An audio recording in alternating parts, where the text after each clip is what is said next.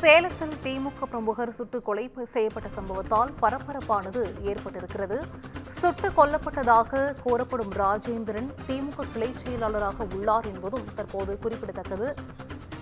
கூடுதல் விவரங்களை செய்தியாளர் ராஜ்குமார் வழங்கிட கேட்கலாம். ராஜ்குமார், வணக்கம். இது குறித்தான முழு விவரங்கள். கண்டிப்பாக சிந்துஜா. சேலம் மாவட்டம் ஆத்தூர் அருகே கல்வராயன் மலை கீழ்நாடு ஊராட்சிக்குட்பட்ட கிராங்காடு கிராமத்தைச் சேர்ந்தவர் சின்னத்தம்பி மகன் ராஜேந்திரன். இவர் திமுக கிளை கழக செயலாளராக இருந்திருக்கிறாரு. இந்த நிலையில இவரோட மனைவி சரிதாவோட இருசக்கர வாகனத்துல போயிட்டு இருக்கும்போது ராஜமாணிக்கம் என்பவர் நாட்டு துப்பாக்கியால சுட்டுவிட்டு தப்பி ஓடிவிட்டதாக கூறப்படுகிறது. இந்த சம்பவத்துல நிகழ்விடத்திலே ராஜேந்திரன் உயிரிழந்திருக்காரு.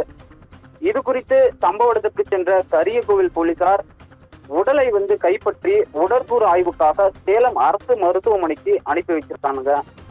போலீசார் நடத்திய முதற்கட்ட விசாரணையில ராஜேந்திரனுக்கும் அவரோட உறவினரான ராஜமாணிக்கம் என்பவருக்கும் நிலத்தகராறு இருந்ததாகவும் இது தொடர்பான வழக்கு நீதிமன்றத்தில் இருப்பதாகவும் முதற்கட்ட விசாரணையில தெரிய வந்திருக்கு. தொடர்ந்து பாத்தீங்கன்னா தலைமறைவா இருக்க ராஜமாணிக்கிட்ட போலீசார் தீவிரமா தேடி வருகிறார்கள். மேலும் அவருக்கு நாட்டு துப்பாக்கி எந்த வகையில கிடைச்சது, மேலும் இதுல யாராவது தொடர்புல இருக்காங்களா என்பது குறித்து போலீசார் தீவிரமா தேடி வராங்க. இச்சம்பவம் அப்பகுதியில பெரும் பரபரப்பையும் அச்சத்தையும் ஏற்படுத்திருக்குன்னு சொல்லலாம். சிந்துஜா,